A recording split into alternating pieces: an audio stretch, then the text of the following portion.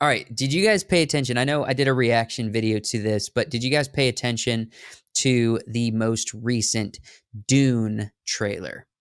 Um, there's a lot to this, and Wyatt, since you're already familiar with the story, I mean, from what you've told me, Yeah. for everybody viewing, I've said this, but just as a reminder, I'm really into Dune now that these movies are coming out. I really love the Mm-hmm. story, but I have not read the books, and I am avoiding getting too deep into lore because I am trying to save myself for the movies. Mm-hmm. Um, so I do know details about characters that are coming up, like Fade. The Mm-hmm. Emperor, the Emperor's daughter, that kind of, and his relationship with Chani, different Mm-hmm. characters.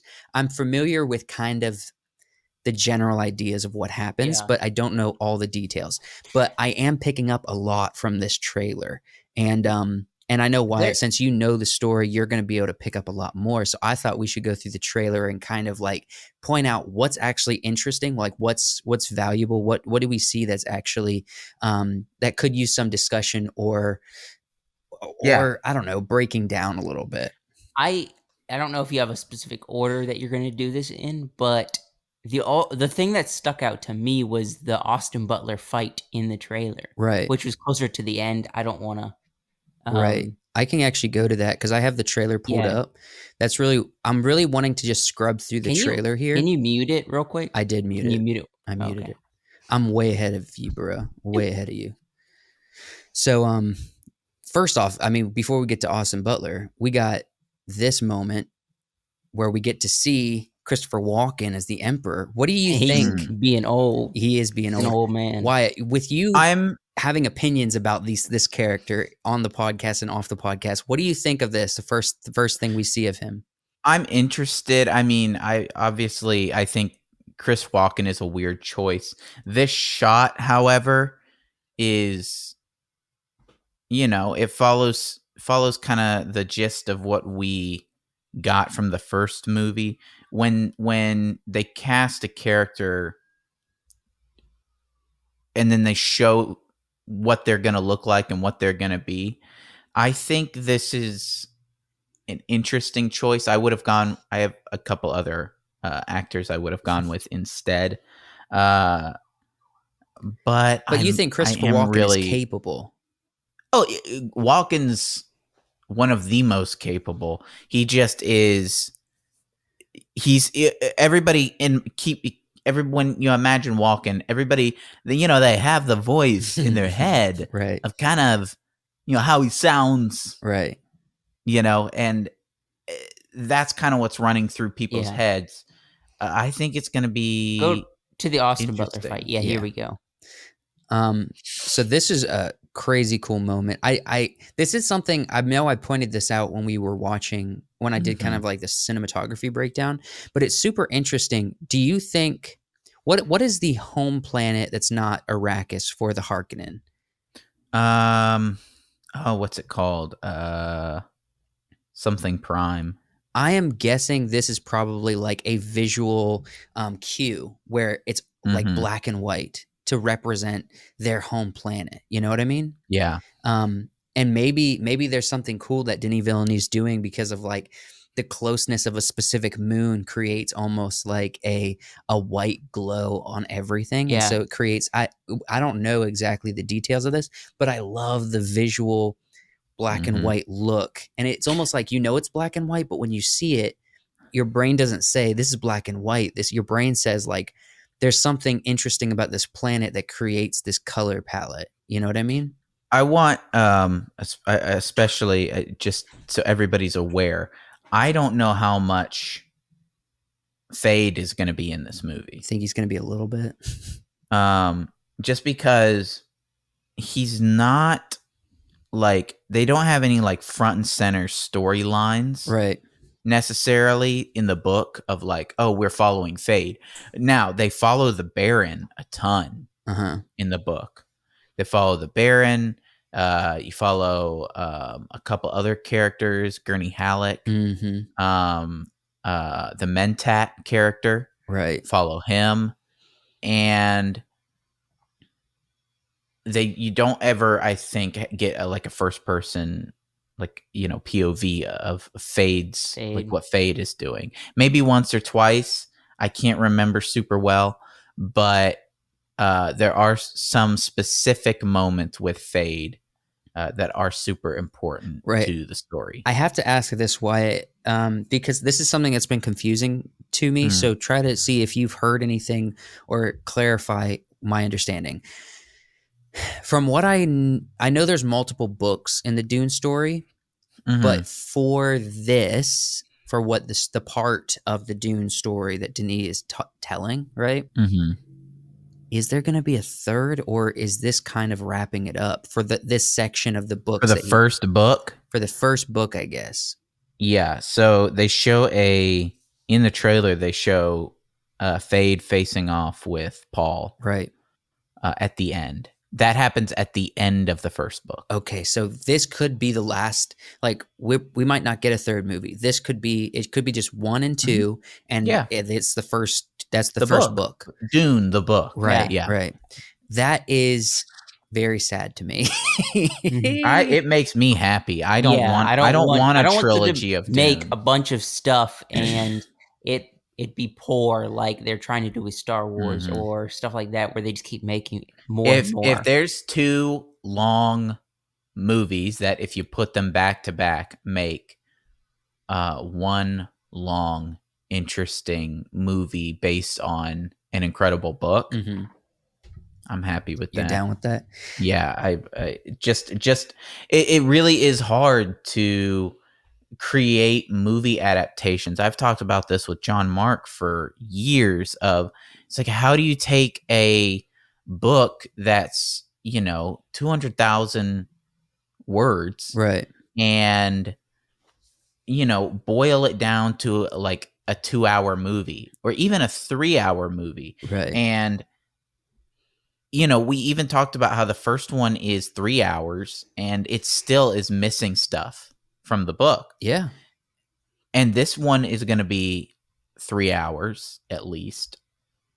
And it's still going to be missing stuff from the book. But together, they're going to make probably one of the best duo adaptations of a epic books, of all time, right? In my opinion. Do you think, after this comes out and is going to be successful for sure, do you think that, Denis will probably be like, no, I made the first book, I'm moving on to other projects. He's not going to do any more books. Do you think that Warner Brothers tries to push more of the books being made to continue this story? They better not. They better not. We'll not. See. I'm going to have a cast, it's going to be hard to make multiple more films with this cast because this is a stacked I'm gonna cast. have a hard out on this one.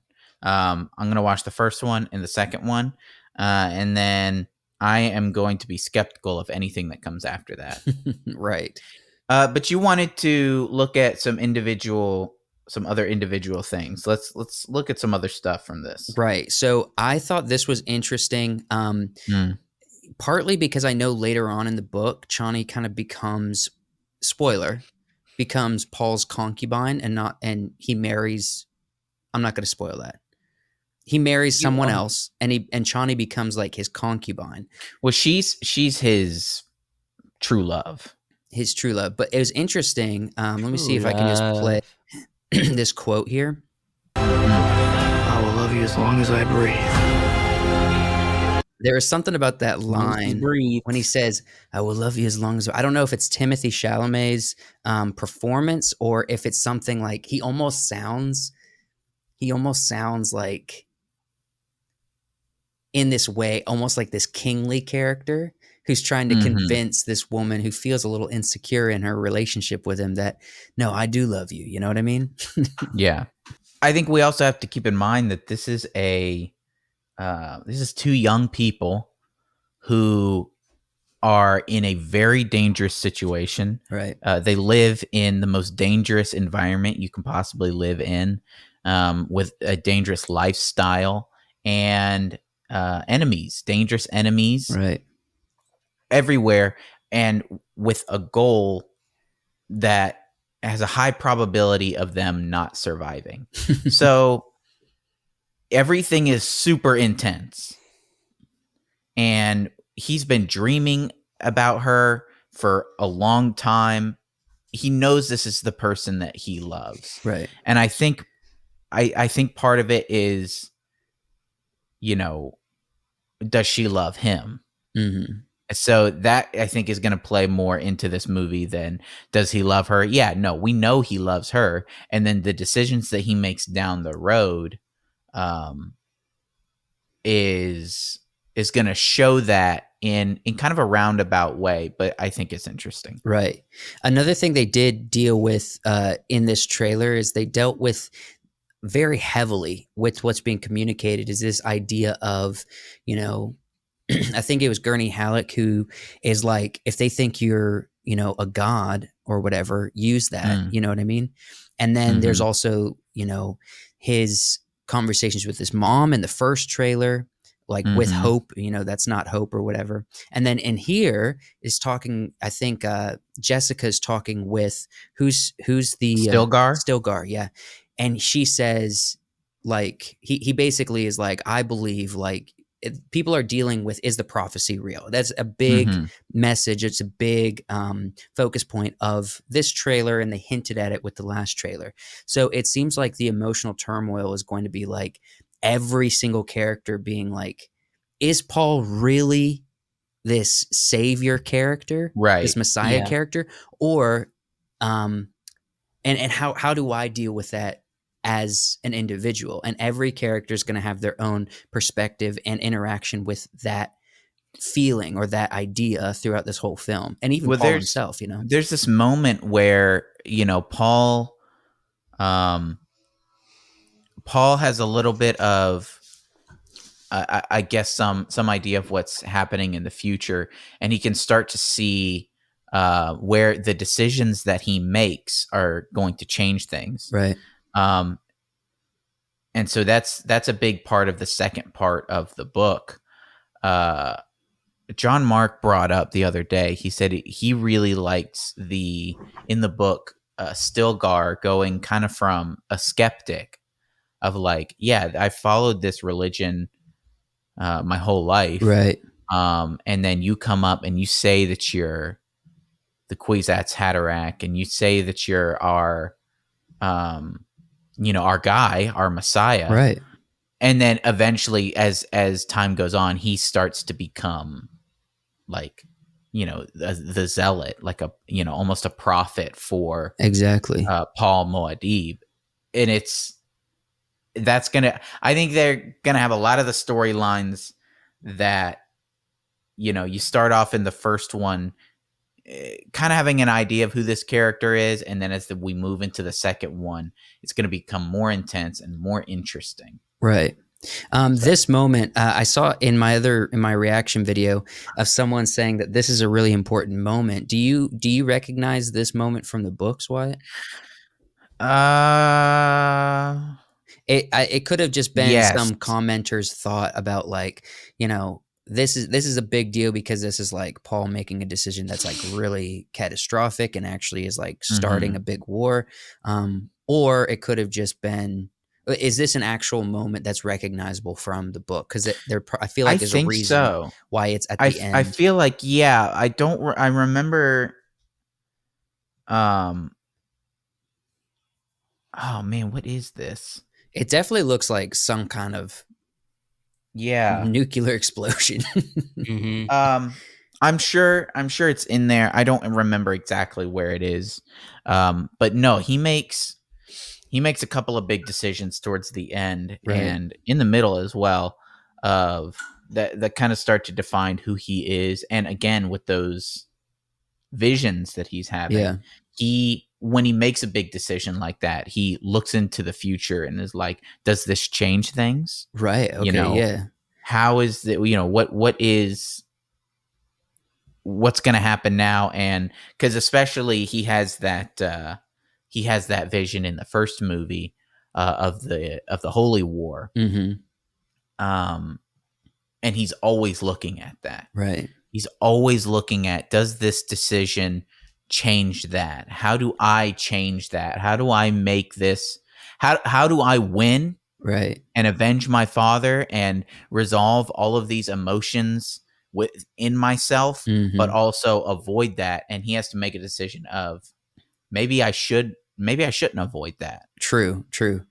Joshua, you've been quiet a little bit. I'm curious because you're not as high, or you're not as much of like a big fan of or interested in this as much as me and Wyatt are. But No. what are your thoughts? When you saw this, because you texted me right away and you're like, "Hey, can we do a reaction to this?" Because there's a lot of stuff that was released. What was your reaction when you saw all this I stuff? mean, because it was a big trailer, and I think this is a big movie. I don't.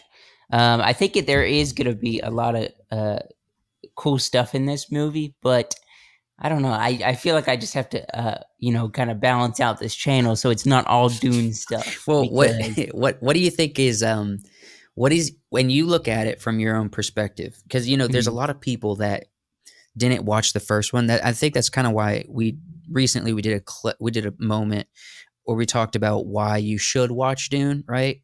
But not getting back onto that conversation, but why do you think it is that people are not necessarily as interested? Because this is, a lot of people I mean, are, but if you're not into like the politics of Dune, it's very confusing, mm, and you have to like that kind of movie to really enjoy this. I think there's a lot of cool action stuff, but it's majority like politic type stuff. true. But in And some ways, it's isn't that not like the same with Star Wars and Lord of the Rings as well? okay. That I was just about to bring that up. I said it's not. It is. I would say put it in the sci-fi genre, but it's not like it's different than like sci-fi because it's on like all like it's in a desert. It's very different than like a Star Wars. I would say the difference between Dune and some of that other stuff is Dune is an extremely human movie. And Mhm. that's the point of it. And I feel like even reading the book, we've talked about in the past where it reads like a biblical manuscript or Right. religious text, is that in this world that was once ruled by AI and, many different kinds of wars and so much technology has been developed and, their shields, they've almost sort of devolved with the shields of, Mhm. it's like, oh, laser weapons don't, if you shoot a laser weapon, everybody's going to die because it's going Right. to make a nuclear explosion. Right. We've sort of turned to the knife fighting kind of style. Technology is so interesting and wild and futuristic, and yet this is the movie and the book are about human things. It's Mm. like love, Right. like love in a difficult What's time, love like got to do? Got to do with it. your future, your who you're going to be, what decisions you're Yeah. going to make, and the repercussions of those decisions, especially as somebody who can see the future, what Mhm. it is to be a mother or what it True. is to be like a priest, Right. Mhm. somebody who has sway over people that believe in something. Right. um I what it is like to you know want things and to need things and to have emotions of, I want to avenge my father, but I also want to be happy. Yeah. I definitely will go into this one a little bit different than the first one, being that I knew nothing about Dune going to the first Mhm. movie. There was something I never exciting read the about book. that, though.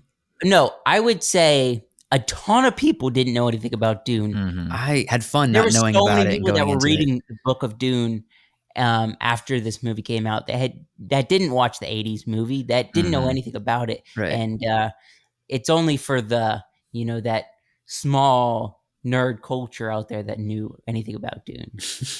I don't know. Small, I very large by this point. Yes. At this point, yes, I would agree I because of this movie and, you Mm. know, look. No. But even before the movie, there's a pretty large portion of nerd culture that knows Dune. Most nerd culture, whether you're into comic books or Star Wars or whatever, every in that circle, you kind of know what Dune is and where its roots are and how Right. it influenced other things. I Um, I was that's kinda happy. cool. to get into this not knowing anything, because for a long time I kind of feel, I know there are other stories out there that I can get into the lore, but it's something that I have to feel like that speaks to me in its fun, complex, unique way. And so I've always been into Lord of the Rings lore, mildly into some of Star Wars stuff. But when I, kind of in the first movie, going into it not knowing anything, it's like this whole new world of lore exploration has opened up to me, and I had a great time. That's fun. It's like a whole treasure trove has just been given to me, and there, along with that, similar to what we saw with Peter Jackson, you have these awesome films that are coming out, so it kind of helps you visualize and kind of helps you understand, and you don't have to have like these weird, old show or old movie kind of thoughts in your head about what things look like. You actually get this cool modern version of a version of what the characters, what the world, what the technology looks like and how it operates, and it kind of makes the lore more exciting in some ways. At least it does for me.